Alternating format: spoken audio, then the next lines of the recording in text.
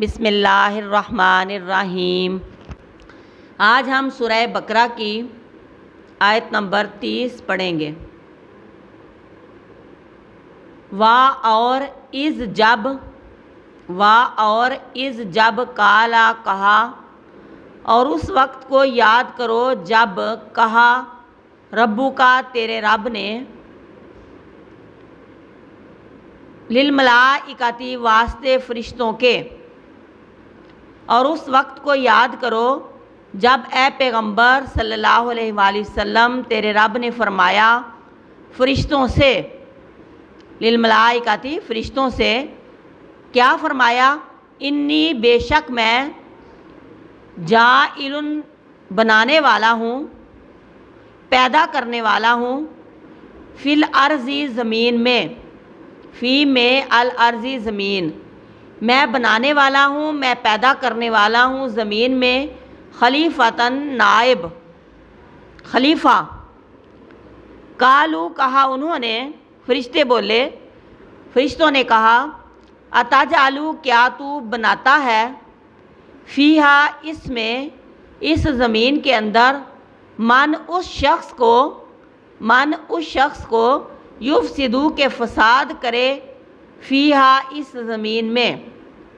کہا انہوں نے کیا تو بناتا ہے فیہا اس زمین میں، من اس شخص کو یفسدو جو فساد کرے، فیہا اس میں، ویسفکو اور بہائے، دماء خون، صفا کا بہانا، دماء خون، اور بہائے خون، دمن کی جمع دماء ہے، یعنی زیادہ خون بہائے، زیادہ قتل و غارت کرے۔ وَنَحْنُ اور ہم نسبح ہم پاکی بیان کرتے ہیں، ہم تسبیح کرتے ہیں، ہم پاکی بیان کرتے ہیں، بحمدی کا ساتھ تیری تعریف کے، بھی ساتھ حمد تعریف کا تیری، ہم تیری تعریف کے ساتھ تسبیح بیان کرتے ہیں، وَنُقَدِّسُ اور پاکیزگی بیان کرتے ہیں، تقدس بیان کرتے ہیں، لاکا تیرا، اور ہم پاکی بیان کرتے ہیں لاکا واسطے تیرے۔ کالا فرمایا اللہ تعالیٰ نے، انی بے شک میں، عالم میں خوب جانتا ہوں، فرمایا اللہ تعالیٰ نے انی بے شک میں، عالم میں جانتا ہوں، ما جو کچھ لا نہیں تعلمون تم جانتے، جو میں جانتا ہوں وہ تم نہیں جانتے۔ اس آیت مبارکہ میں اللہ رب العزت اپنے پیغمبر حضرت محمد صلی اللہ علیہ وآلہ وسلم سے فرما رہے ہیں کہ اس وقت کو اے پیغمبر یاد کرو جب تیرے رب نے فرشتوں سے کہا، یہاں کہا کی ضمیر نبی صلی اللہ علیہ وآلہ وسلم کی طرف ہے، اور جب کہا اس وقت کو یاد کرو جب تیرے رب نے فرمایا فرشتوں سے کہا، فرشتے اللہ تعالیٰ کی مخلوق ہیں، اللہ رب العزت کے حکم سے وہ نہ کھاتے ہیں نہ پیتے ہیں، اللہ رب العزت نے ان کو کچھ اختیارات دیے ہیں۔ فرشتوں کے پر اللہ رب العزت نے بنائے ہیں، 2 بھی، 3 بھی، اور اس سے زیادہ بھی، جیسے جبرائیل علیہ السلام کے 600 پر تھے، 600 پر ہیں، یعنی یہ اللہ تعالیٰ کی مخلوق ہے اور یہ نور سے پیدا کیے گئے ہیں، اور اللہ کے حکم سے زمینی کام، آسمان کے کام سارے انجام دیتے ہیں۔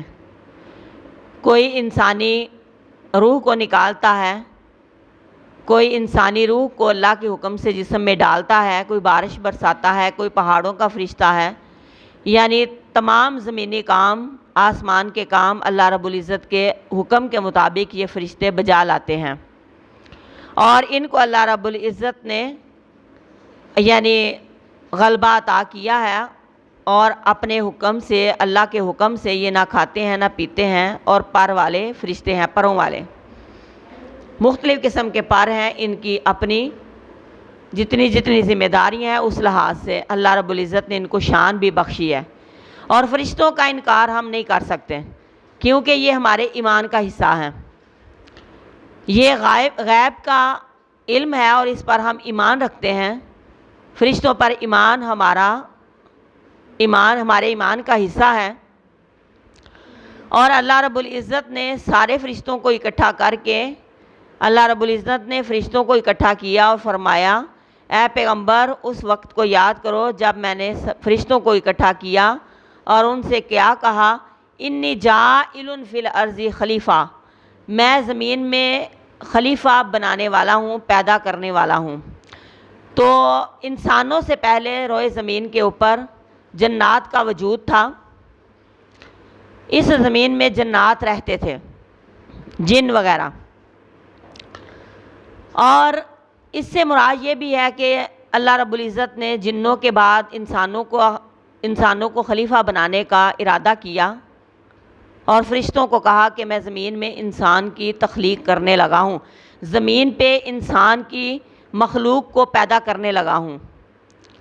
یا اس سے مراد آدم علیہ السلام کے بعد آنے والی جنریشن ہے، یعنی اس کے بعد آدم علیہ السلام خلیفہ بنیں گے اور اس کے بعد لگاتار ایک کے بعد دوسرے، دوسرے کے بعد تیسرے انسان آتے رہیں گے، یعنی ایک کے بعد دوسرے، دوسرے کے بعد تیسرے جنریشن چلتی رہے گی۔ تو میرا ارادہ ہے کہ روئے زمین پر جنوں کے علاوہ ایک قوم کو بساؤں جو انسانوں کی قوم ہو۔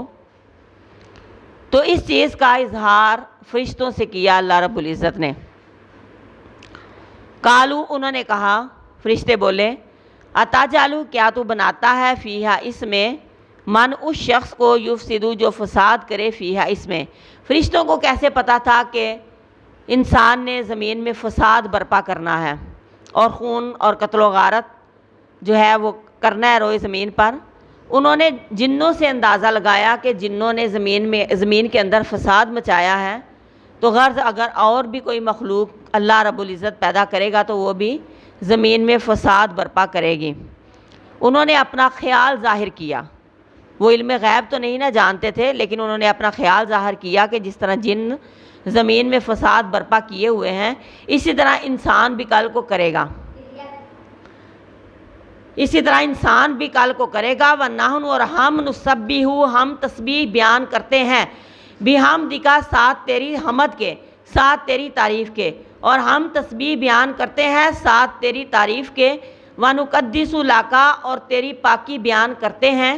یعنی فرشتے کہنے لگے کہ اللہ رب العزت ہم تیری پاکی بیان کرتے ہیں، سبحان اللہ و بحمدہ، یہ ملائکہ کی تسبیح ہے، اور آسمان کی کوئی بھی ایسی جگہ نہیں جہاں پر فرشتے اللہ کی تسبیحات بیان نہیں کرتے۔ تسبیح بیان کرنا، اللہ کی پاکی بیان کرنا، بحمدک، ساتھ تیری تعریف کے۔ حمد کہتے ہیں اللہ رب العزت کی تعریف کو، جس میں اللہ رب العزت کی تعریف کی جائے وہ حمد کہلاتی ہے، اور اس میں اللہ رب العزت کی شان اور تعظیم پائی جاتی ہے۔ حمد کسی کے لیے نہیں ہو سکتی سوائے اللہ رب العزت کی ذات کے۔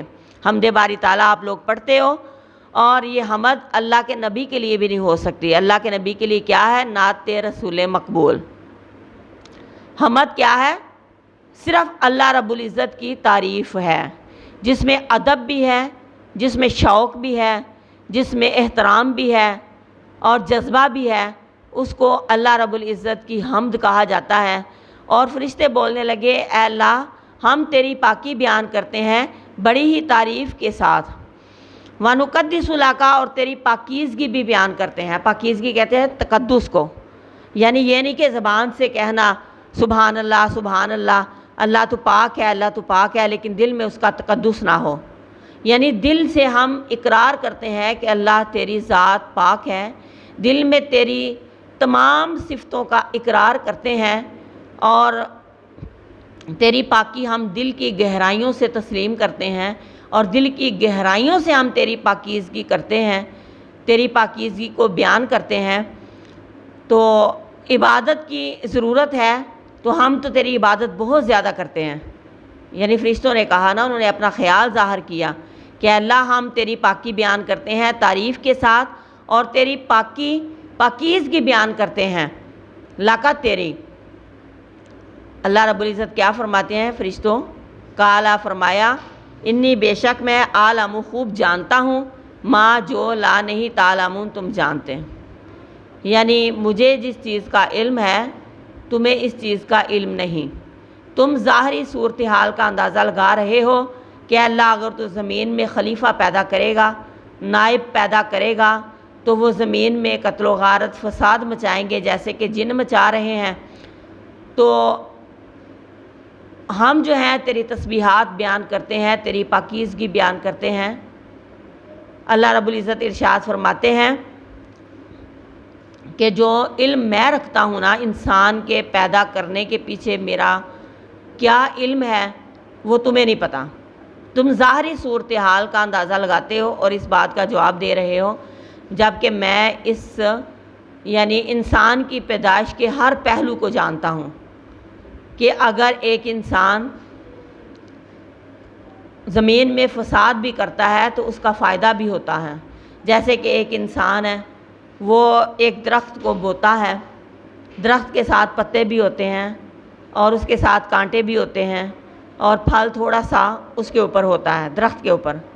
ہم پھل ہی کی طرف نہیں دیکھتے کہ پھل یہ درخت تھوڑا سا دیتا ہے، ہمیں ان کانٹوں کو اور ان پتوں کو بھی فیس کرنا پڑے گا، کیونکہ اچھائی اور برائی ہر چیز کے ساتھ ہے۔ اگر انسان کچھ لوگ دنیا میں فساد برپا کرتے ہیں تو بڑے ایسے لوگ بھی ہیں جو دنیا میں فائدے کا کام کرتے ہیں۔ بڑی اہم شخصیات تاریخ میں گزری ہیں جنہوں نے دین کی خاطر اتنے بڑے کارنامے انجام دیے ہیں۔ ہر بندہ فسادی تو نہیں نہ ہوتا، پانچوں انگلیاں برابر نہیں ہوتی۔ کئی لوگ جو ہیں وہ زمین میں فساد برپا کرتے ہیں اور خون بہاتے ہیں، لیکن کئی لوگ دھرتی کے اوپر امن و امان بھی قائم کرتے ہیں، اللہ کے دین کی تبلیغ بھی کرتے ہیں اور دنیا میں بڑے بڑے کارنامے کرتے ہیں، اور جس سے اللہ کے دین کو فروغ ملتا ہے، اللہ کا دین بلند ہوتا ہے۔